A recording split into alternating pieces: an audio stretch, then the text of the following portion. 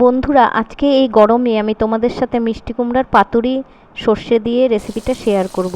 প্রথমে আমি কালো জিরা শুকনো লঙ্কা দিয়ে আলুটা ভালো করে ভেজে নিলাম। এরপর আমি কাটা মিষ্টি কুমড়োগুলো অ্যাড করে নিলাম। এরপর তাতে আমি দিয়ে দিব স্বাদ মতো নুন, তারপর অল্প হলুদ গুঁড়ো। এরপর হালকা করে আমি এটাকে ভেজে নেব। মনে রাখবে মিষ্টি কুমড়া তোমরা ঢাকবে না, তাহলে মিষ্টি কুমড়া গলে যাবে। মিষ্টি কুমড়া এমনি নরম সবজি। অন্যদিকে আমি ভিজিয়ে রেখেছি কিছু পাকা লাল লঙ্কা এবং সর্ষে। এবার এটাকে একটু সুন্দর মিশ্রণ তৈরি করে নিলাম। দেখো থকথকে হয়েছে মিশ্রণটা। এবার দেখো মিষ্টি কুমড়াটা অনেকটা কষে এসেছে। একটু হালকা নাড়িয়ে চাড়িয়ে এর মধ্যে আমি অ্যাড করে দেব যে মিশ্রণটা তৈরি করে রেখেছিলাম, সেটা অ্যাড করে দিলাম।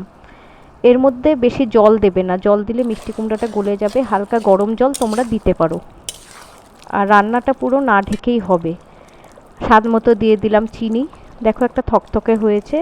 উপরে ছিটিয়ে দিলাম কিছু কাটা ধনেপাতা। এবার তৈরি হয়ে গেল এই গরমে সুস্বাদু একটি সর্ষে দিয়ে মিষ্টি কুমড়ার পাতুরি। দেখতে খুবই সুন্দর লাগছে, দেখতেও খেতেও খুব ডিলিশিয়াস হয়েছে মনে হয়। তো তোমরা বলো কেমন লাগলো রেসিপি।